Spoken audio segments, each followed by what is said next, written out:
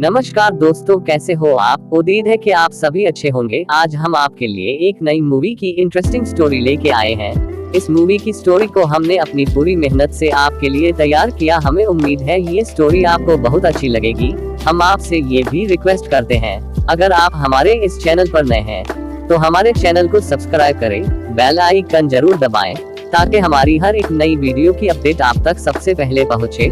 और साथ ही वीडियो को लाइक शेयर जरूर करें। तो आइए वीडियो शुरू करते हैं। एक डॉक्टर अपना बदला लेने के लिए एक लड़के को किडनैप करके सर्जरी से उसको लड़के से लड़की बना देता है, लेकिन आखिर उस लड़के ने ऐसा क्या कर दिया था, चलिए जानते हैं। तो कहानी की शुरुआत में रॉबर्ट नाम के एक प्लास्टिक सर्जन को स्पेन की एक लोकल यूनिवर्सिटी में लेक्चर देते हुए दिखाया जाता है, जहाँ पर रॉबर्ट बता रहा था कि पूरी दुनिया में अभी तक सिर्फ 9 फेस ट्रांसप्लांट हुए हैं और उन 9 में से 3 फेस ट्रांसप्लांट सर्जरीज में उसने हिस्सा लिया है। लेक्चर के बाद घर जाते समय वो एक हॉस्पिटल के सामने रुकता है और एक एम्प्लॉय को रिश्वत देकर ब्लड का एक बैग लेता है। दरअसल रॉबर्ट अपने घर पर वेरा नाम की एक औरत पर एक इलीगल एक्सपेरिमेंट कर रहा था, जिसके बारे में उसने किसी को नहीं बताया था। रॉबर्ट ने वेरा को अपने घर के कमरे में बंद कर रखा था। वेरा हमेशा ही एक फुल बॉडी सूट पहने रखती थी। उसके पास उस बंद कमरे में करने को कुछ नहीं होता था, इसलिए वो खुद को बिजी रखने के लिए योगा करती, किताबें पढ़ती और अपने कपड़ों को फाड़कर डरावनी डॉल्स बनाती। घर पर एक गूंगी औरत समय समय पर उसके लिए खाना लेकर आया करती थी। इसके अलावा अगर वेरा को किसी और चीज की भी जरूरत पड़ती तो वो रूम में लगे वॉइस कम्युनिकेटर के जरिए रॉबर्ट की मॉम मेरिलिया से मांग लिया करती। वहीं जब रॉबर्ट घर वापस आता तो वो सबसे पहले अपने साथ लाए हुए ब्लड को अपनी लैब में एक मशीन में रख दिया करता था। इसके बाद वो अपने रूम में जाकर हिडन कैमरा से पहले वेरा को देखता। जब उसे सब कुछ ठीक लगता तो वो वेरा के पास जाता, लेकिन एक दिन शाम को जब वो घर वापस आता है तो वो हैरान रह जाता है। दरअसल वेरा को पता था कि कैमरा कहाँ लगा है, इसलिए कैमरा से बचने के लिए वो दूसरी तरफ मुंह करके एक बुक के पन्नों से अपने शरीर को घायल कर लेती है। जब डॉक्टर उसके पास जाता है तो देखता है कि उसके पूरे शरीर पर कट के निशान थे। वो तुरंत वेरा को अपने प्राइवेट ऑपरेटिंग रूम में लेकर आता है और उसका इलाज करने लगता है। तभी वेरा रॉबर्ट से कहती है कि इस पिंजरे में रहने से अच्छा मैं मरना पसंद करूंगी। डॉक्टर उसका ट्रीटमेंट करते वक्त मन में सोचता है कि अगर वो सच में मरना चाहती तो उसके जख्म किसी और जगह पर होते। इसके बाद रॉबर्ट आर्टिफिशियल स्किन बनाने का एक ऐसा एक्सपेरिमेंट शुरू करता है जिसमें उसे जानवरों के खून की जरूरत थी, और सरप्राइजिंगली कुछ दिनों के बाद उसका ये एक्सपेरिमेंट कामयाब हो जाता है और अब रॉबर्ट आर्टिफिशियल स्किन का इकलौता इन्वेंटर बन गया था। इस स्किन की खासियत ये थी कि इसे न तो कोई कीड़ा काट सकता था और न ही यह आग से जल सकती थी। यहाँ पर रॉबर्ट आर्टिफिशियल स्किन को वेरा की नेचुरल स्किन से रिप्लेस करता हुआ उसे कहता है कि अब उसकी स्किन को कभी भी चोट नहीं लगेगी और न ही उसकी स्किन को मच्छर काटेंगे। लेकिन वेरा को इस स्किन से बहुत बुरा लगता है। थोड़े दिनों बाद रॉबर्ट इस आर्टिफिशियल स्किन को ऑफिशियली एक मेडिकल सिंपोजियम में प्रेजेंट करता हुआ झूठा दावा करता है कि वो जानवरों पर इस स्किन के एक्सपेरिमेंट को करने में सक्सेसफुल हो गया है, जबकि उसने ये एक्सपेरिमेंट वेरा पर किया था। वो बताता है कि इस स्किन को कभी भी मलेरिया जैसी गंभीर बीमारी नहीं हो सकती। रॉबर्ट अपने स्किन इन्वेंशन का नाम अपनी वाइफ के नाम पर सिंड्रेला रखता है, जो कि एक कार एक्सीडेंट में मर गई थी। उसका लेक्चर खत्म होने के बाद उस ऑर्गेनाइजेशन का प्रेसिडेंट उसे अलग ले जाकर पूछता है कि आखिर उसने इस आर्टिफिशियल स्किन को इतना हार्ड कैसे बनाया कि ये स्किन मलेरिया से भी सुरक्षित है, क्योंकि ऑर्गेनाइजेशन के प्रेसिडेंट को वो स्किन नॉर्मल स्किन से कुछ अलग लग रही थी। यहाँ पर रॉबर्ट उसे झूठ नहीं बोल पाता। वो उसे बताता है कि उसने पिग सेल्स से जेनेटिक इन्फॉर्मेशन लेकर ह्यूमन सेल्स में डाल दिया है। अब भले ही रॉबर्ट ने एक चमत्कारी खोज की थी, पर प्रेसिडेंट उसके सपोर्ट में खड़ा नहीं होता और वो रॉबर्ट को उसके सारे रिसर्च बंद करने के लिए ऑर्डर देता है। इसके बाद रॉबर्ट अपने फ्रेंड मार्क के पास जाकर उसको सब बता देता है। मार्क उसे कहता है कि अब उसे अपने पुराने सर्जरी के काम में लौट जाना चाहिए। यहाँ से रॉबर्ट जब घर पहुँचता है तो वेरा को थोड़ी देर स्क्रीन पर देखने के बाद उससे मिलने जाता है और उससे कहता है कि तुम्हारा काम अब खत्म हो गया है, अब तुम पूरी तरह से ठीक हो और तुम्हारे शरीर को किसी और सुधार की जरूरत भी नहीं है। ये सुनकर वेरा उसे थैंक्स कहती है और मन ही मन सोचती है कि अब वो एक नॉर्मल लाइफ जी पाएगी। वो रॉबर्ट के साथ इंटीमेट होने की कोशिश करती है ताकि रॉबर्ट उसे इस कैद से आजाद कर दे, पर रॉबर्ट अनकंफर्टेबल फील करता हुआ वहाँ से चला जाता है। अगले दिन मेरिलिया रॉबर्ट को वेरा के बारे में कहती है कि वेरा बहुत खतरनाक है, इसलिए तुम्हें उसे मार देना चाहिए। लेकिन रॉबर्ट मेरिलिया की बात को इग्नोर करता हुआ उससे कहता है कि घर के बाकी सारे नौकरों को काम से निकाल दो, क्योंकि अब उन्हें इतने सारे लोगों की जरूरत नहीं है। रॉबर्ट और सारे नौकरों के वहाँ से जाने के बाद टाइगर का कॉस्ट्यूम पहने एक आदमी आकर दरवाजे की घंटी बजाता है, जो कि मेरिलिया का बेटा जेका था। जेका अपना बर्थ मार्क कैमरे में दिखाकर अपनी पहचान देता है। तभी मेरिलिया बाहर आकर उसे घर के अंदर जाने से मना करती है, क्योंकि वहाँ विजिटर्स के लिए आना मना था। लेकिन जेका जबरदस्ती घर में घुस जाता है। मेरिलिया ये सोचकर उसे कुछ नहीं कहती कि वो जेका को किचन में बैठा लेगी। किचन में वो जेका को कुछ खाने को देती है। उसी टाइम टीवी पर एक ज्वेलरी शॉप में डकैती की खबर दिखाई जा रही थी, जिसे देखकर मेरिलिया समझ जाती है कि जेका यहाँ उससे मिलने नहीं बल्कि पुलिस से छुपने के लिए आया है, क्योंकि उसके कॉस्ट्यूम की वजह से पुलिस उसे कार्निवल की भीड़ में पकड़ नहीं पाई। तभी जेका मेरिलिया से कहता है कि मैं चाहता हूँ कि रॉबर्ट मेरे चेहरे की सर्जरी करके मेरा चेहरा बदल दे ताकि कोई भी मुझे पहचान न पाए। जिस पर मेरिलिया उसे कहती है कि रॉबर्ट कभी भी ऐसा नहीं करेगा और जल्दी से उसे वहाँ से जाने को कहती है। इसके बाद जेका किचन में अल्कोहल ढूंढने लगता है। तभी अचानक उसकी नजर सिक्योरिटी कैमरा पर पड़ती है, जिसमें उसे वेरा योगा करती हुई दिखती है। है। वेरा का चेहरा देखकर वो उसे पहचान जाता है और सोचता है कि आखिर वो यहाँ कैसे है, क्योंकि वो तो मर चुकी थी। यहाँ पर मेरिलिया किचन में छुपाई गई गन निकालकर ज़ेका को वहाँ से जाने के लिए कहती है, पर ज़ेका उस पर कूदकर उसके हाथ से गन छीन लेता है और उसे एक चेयर से बांधकर ऊपर वेरा के रूम में जाने लगता है। लेकिन वेरा के रूम का डोर लॉक देखकर वो वापस अपनी माँ के पास आता है और उसे धमकाता हुआ उससे चाबी ले लेता है। पर जैसे ही वो डोर खोलता है तभी वेरा अपनी सेल्फ डिफेंस में उसे किक मारती है। वेरा उसकी पकड़ से खुद को छुड़ाने की बहुत कोशिश करती है, पर ज़ेका उससे ज्यादा ताकतवर था, इसलिए वो उस पर कंट्रोल पाकर उसे उठाकर बेड पर ले जाता है और वहाँ वो वेरा के साथ जबरदस्ती करने लगता है। इसी बीच अचानक रॉबर्ट घर वापस आ जाता है। तभी वो सिक्योरिटी कैमरा में सब कुछ देख लेता है और गुस्से में अपनी गन निकालकर वेरा के रूम में जाकर ज़ेका को शूट कर देता है। ये देखकर मेरिलिया सोचती है कि काश वो वेरा को भी मार डालता। इसके बाद रॉबर्ट ज़ेका की बॉडी को ठिकाने लगाने के लिए वहाँ से ले जाता है। तब मेरिलिया वेरा को रॉबर्ट और ज़ेका के बारे में बताती है कि वो दोनों नाजायज भाई थे। वो वेरा से कहती है कि ज़ेका उसे एक नौकर से हुआ था, लेकिन जब वो पेट में था तो वो नौकर उसे छोड़कर चला गया। वहीं रॉबर्ट उसे अपने पुराने मालिक से हुआ था। उसके मालिक ने उससे उस बच्चे को लेकर अपनी बांझ पत्नी को दे दिया और सबसे यही कहा कि उसकी पत्नी ने उस बच्चे को जन्म दिया है। इस तरह कानूनी तौर पर वो दोनों ही उसके पेरेंट्स थे, पर मेरिलिया के दिल में रॉबर्ट के लिए ममता थी, इसलिए उसने उसका पालन पोषण अपने हाथ से किया। यहाँ पर वेरा मेरिलिया से पूछती है कि ज़ेका को ऐसा क्यों लगा कि वो मुझे जानता है, तो मेरिलिया उसे बताती है कि वो रॉबर्ट की पत्नी सिंड्रेला जैसी दिखती है। यहाँ पर वो वेरा को ये भी बताती है कि ज़ेका की परवरिश अपनी माँ से दूर सड़कों पर हुई थी, इसलिए वो बिगड़ गया और एक दिन वो अचानक पुलिस से बचने के लिए घर आया और अपनी माँ से मदद मांगने लगा। पर तभी सिंड्रेला ने उसे देख लिया और पहली नजर में ही उसे उससे प्यार हो गया। कुछ दिन बाद वो दोनों घर से भाग गए, पर बदकिस्मती से उनकी कार एक्सीडेंट होने की वजह से ज़ेका तो बच गया, लेकिन सिंड्रेला का चेहरा बुरी तरह से जल गया। तभी रॉबर्ट किसी तरह सिंड्रेला को गोद में उठाकर घर ले आया और उसने घर के सारे मिरर्स को छुपा दिया, जिससे सिंड्रेला अपना जला हुआ चेहरा न देख सके। एक दिन सिंड्रेला अपनी बेटी को बाहर गाना गाते हुए सुनती है और उसे देखने के लिए खिड़की की तरफ जाने लगती है कि तभी उसे खिड़की के शीशे में अपना चेहरा दिख जाता है, जो जलने की वजह से काफी डरावना हो चुका था। वो अपने इस डरावने चेहरे को बर्दाश्त नहीं कर पाई और उसने खिड़की से कूदकर अपनी जान दे दी। वहीं उसकी बेटी अपनी माँ की मौत की वजह से सदमे में चली गई। अब जब मेरिलिया वेरा को ये सब बता रही थी तभी रॉबर्ट ज़ेका की बॉडी को दफनाकर वापस आ जाता है और वेरा की ऑफर को स्वीकार कर लेता है और उसे अपने साथ सुलाता है। थोड़ी देर बाद रॉबर्ट को एक सपना आता है जिसमें उसे वही दर्दनाक घटना दिखाई देती है जो 6 साल पहले हुई थी, जब उसने अपनी बेटी नॉर्मा के साथ एक शादी अटेंड की थी ताकि नॉर्मा सोशल लाइफ में नॉर्मल हो सके। उसकी बेटी को उसकी माँ की मौत से हुए सदमे से उबरने के लिए जो दवाइयाँ दी गई थी उनके असर से नॉर्मा एक टीनेजर लगने लगी थी। पार्टी जोरों शोरों से चल रही थी। तभी रॉबर्ट देखता है कि नॉर्मा पार्टी में नहीं है, जिसे वो ढूंढने गार्डन में जाता है। वहाँ पहुंचने पर उसे एक लड़का बड़ी तेजी से बाइक से जाता हुआ दिखता है। तभी वहीं रॉबर्ट को नॉर्मा के जूते और कोट नीचे पड़ा हुआ मिलता है। वो उन चीजों को ट्रैक करता हुआ उस जगह पहुंचता है जहाँ नॉर्मा बेहोश पड़ी थी। उसके कपड़े सही से नहीं पहने हुए थे। यहाँ पर रॉबर्ट को ये समझते देर नहीं लगी कि उस बाइक राइडर ने नॉर्मा के साथ क्या किया है। जैसे ही नॉर्मा को होश आता है वो अपने फादर रॉबर्ट को अटैकर समझकर जोर जोर से चिल्लाने लगती है। इसके बाद प्रेजेंट में हम देखते हैं कि वेरा भी सपने में उसी घटना को देखती है। वो देखती है कि विंसेंट नाम का एक यंग लड़का अपनी माँ के साथ एक ड्रेस शॉप में काम कर रहा है। एक दिन वो एक पार्टी अटेंड करता है। अचानक पार्टी में विंसेंट नॉर्मा को देखकर उसके साथ फ्लर्ट करने की कोशिश करने लगता है। वो उसे गार्डन में ले जाता है। नॉर्मा को गार्डन में काफी गर्मी लग रही थी, इसलिए वो अपना कोट और जूते उतार देती है, लेकिन विंसेंट को लगता है कि नॉर्मा उसे सिग्नल दे रही है, जिससे वो उसे एक पेड़ के नीचे ले जाकर उसके साथ क्लोज होने की कोशिश करता है। शुरू में तो नॉर्मा को बुरा नहीं लगता, पर जैसे ही शादी के बैंड में एक खास गाना बजने लगता है तो वो जोर जोर से चीखने लगती है। दरअसल ये वही गाना था जिसे वो अपने बचपन में गाती थी और जिसके कारण उसकी माँ की मौत हो गई थी। विंसेंट उसके मुंह को अपने हाथ से बंद कर देता है। तभी नॉर्मा उसके हाथ को जोर से काट लेती है, जिससे विंसेंट उसे थप्पड़ मारने लगता है और जल्दी जल्दी उसके कपड़े ठीक करके वहाँ से भाग जाता है। वो इस बात से बेखबर था कि रॉबर्ट ने उसकी बाइक की लाइसेंस प्लेट को देख लिया है। कुछ दिनों के बाद जब विंसेंट अपनी बाइक से कहीं पर जा रहा था तो रॉबर्ट एक कॉस्ट्यूम पहनकर अपनी वैन से उसकी बाइक को हिट करके उसे गिरा देता है। इसके बाद रॉबर्ट उस पर एक बेहोशी का इंजेक्शन शूट कर देता है, जिससे विंसेंट बेहोश हो जाता है। रॉबर्ट उसे अपने घर के पुराने गैराज में ले जाकर बांध देता है। जब विंसेंट उस पर चिल्लाने लगता है तो रॉबर्ट उस पर पानी की पाइप से पानी की बौछार कर देता है। शाम को रॉबर्ट विंसेंट को खाने में सिर्फ चावल और पानी देता है। वहीं विंसेंट की माँ पुलिस स्टेशन में जाकर अपने बेटे के बारे में पूछती है, जिस पर पुलिस ऑफिसर उसे कहता है कि विंसेंट की बाइक हमें पहाड़ की चोटी के पास मिली है, जिससे हमें लगता है कि विंसेंट या तो पहाड़ से गिरकर मर गया होगा या फिर वो शहर को छोड़कर चला गया होगा। वहीं रॉबर्ट अपनी बेटी नॉर्मा से मिलने मेंटल हॉस्पिटल में जाता है, पर वो अभी भी उससे डर रही थी क्योंकि उसे लग रहा था कि रॉबर्ट ने ही उसके साथ जबरदस्ती करने की कोशिश करी है। अचानक एक दिन वो भी अपनी माँ की तरह अपनी जान ले लेती है और इस घटना से रॉबर्ट एक नॉर्मल डॉक्टर से एक पागल सनकी साइंटिस्ट बन जाता है। नॉर्मा के फ्यूनरल के कुछ दिन बाद वो घर आकर विंसेंट के सारे बाल और दाढ़ी शेव कर देता है। इसके बाद उसे बेहोश करके उसको अपने ऑपरेटिंग रूम में ले जाकर मार्क और अपने 2 साथी डॉक्टर्स की मदद से विंसेंट की जेंडर चेंज सर्जरी कर देता है। रॉबर्ट अपने साथी डॉक्टर्स को कन्विंस करने के लिए उनको नकली पेपर दिखाता है जिसमें लिखा होता है कि पेशेंट क्लिनिक इसलिए नहीं जाना चाहता क्योंकि वो इस चीज को गुप्त रखना चाहता है, जिससे डॉक्टर उसकी बात पर बिलीव कर लेते हैं। कुछ घंटों बाद जब विंसेंट को होश आता है तो वो खुद को एक बंद कमरे में अकेला पाता है। तब से ही वो रॉबर्ट के घर में एक कैदी का जीवन बिताने लगता है। उसे अपने नए प्राइवेट पार्ट का भी ख्याल रखना होता था, जिससे कि वो जल्दी ठीक हो जाए। जैसे ही उसके प्राइवेट पार्ट वाला एरिया हील हो जाता है उसके बाद रॉबर्ट उसके शरीर को और ज्यादा औरत का लुक देने के काम में जुट जाता है। वो उसे औरत जैसी चेस्ट और हाई पिच वाली वॉइस भी देता है और तब से विंसेंट फुल बॉडी सूट पहनने लगता है क्योंकि रॉबर्ट का ख्याल था कि इससे उसकी नई स्किन सुरक्षित रहेगी और उसकी नई बॉडी को शेप शेप देने में हेल्प भी मिलेगी। अब उस रूम में पहले दिन विंसेंट रॉबर्ट को हिट करके वहाँ से भागने की कोशिश करता है, पर रॉबर्ट ने इसके लिए पहले से ही तैयारी कर रखी थी। जब विंसेंट दरवाजा खोलने लगता है तभी रॉबर्ट अपनी गन लेकर उसे धमकाकर वापस रूम में जाने के लिए कहता है। मजबूरन विंसेंट को वापस रूम में जाना पड़ता है। कुछ हफ्तों बाद विंसेंट वुमन सर्जरी के लास्ट प्रोसीजर से गुजरता है, जहाँ रॉबर्ट उसे अपनी मरी हुई वाइफ सिंड्रेला का चेहरा देता है। यहाँ पर रॉबर्ट विंसेंट का नया नाम वेरा रखता है। अब स्टार्टिंग के कुछ दिनों तक तो वेरा रॉबर्ट के दिए हुए कपड़ों को फाड़ती और मेकअप को बर्बाद करके रॉबर्ट का विरोध करती है। वो सिर्फ एक आईलाइनर को अपने पास रखती है जिससे कि वो दीवार पर अपने साथ हुए इस इंसिडेंट को लिख सके। उस कमरे में उसके पास सिर्फ एक टीवी ही उसके मनोरंजन का इकलौता साधन था, जिसके जरिए वो योगा सीखती और अपने कपड़ों को फाड़कर डरावनी डॉल्स बनाती। कुछ दिनों बाद रॉबर्ट अपनी माँ मेरिलिया को घर में बुलाता है ताकि वेरा की देखभाल के लिए एक औरत की जरूरत पूरी हो जाए। यहाँ से कहानी प्रेजेंट में आ जाती है, जहाँ अब रॉबर्ट और वेरा काफी खुशी खुशी रह रहे थे। एक दिन वेरा मेरिलिया के साथ शॉपिंग के लिए जाती है। जैसे ही वो दोनों घर से बाहर निकलती हैं, तभी रॉबर्ट का दोस्त मार्क उससे मिलने आता है। मार्क उसे आज का न्यूज़पेपर दिखाता है जिसमें कई लोगों के साथ साथ विंसेंट के गुमशुदा होने की भी खबर छपी थी। अब क्योंकि मार्क ने ऑपरेशन के समय विंसेंट को देखा था, इसलिए वो वेरा को पहचान जाता है और रॉबर्ट से कहता है कि उसने उससे झूठ क्यों बोला। इस पर रॉबर्ट अपने ड्रॉवर से गन निकालकर उसे धमकाने की कोशिश करता है। तभी अचानक वहाँ वेरा के आ जाने से उनकी बातचीत रुक जाती है। वेरा मार्क से कहती है कि उसने ऑपरेशन के लिए अपनी पूरी सहमति दी थी। ये सुनकर वो चला जाता है। शाम को वेरा और रॉबर्ट फिर से एक दूसरे के करीब आते हैं, पर यहाँ पर वेरा को ज़ेका के अटैक के कारण अब तक पेन हो रहा था। वो स्क्रीन को लाने के लिए बाहर जाती है और इसी मौके का फायदा उठाकर अपना बदला लेने के लिए रॉबर्ट की गन भी छुपाकर अपने साथ ले आती है। इसके बाद वो रॉबर्ट से कहती है कि तुमने मेरी पूरी जिंदगी बर्बाद कर दी और तुरंत उसे शूट कर देती है। नीचे मेरिलिया गोली की आवाज सुनकर अपने साथ अपना गन लेकर आती है, पर वेरा बेड के नीचे छुपकर उसके आने का इंतजार कर रही थी और जैसे ही वो रूम के अंदर आती है तो वेरा उसे भी गोली मार देती है। अब जब सब कुछ खत्म हो चुका था और वेरा आजाद थी तो वो कुछ कपड़े और पैसे लेकर वहाँ से भाग जाती है। अगले दिन वो अपनी माँ की शॉप पर पहुंचती है और उन्हें अपनी पहचान साबित करने के लिए उसे वो सारी बातें बताती है जो सिर्फ विंसेंट ही जानता था, जिसे सुनकर उसकी माँ हैरत में पड़ जाती है और यहाँ पर विंसेंट और उसकी माँ दोनों इमोशनल हो जाते हैं।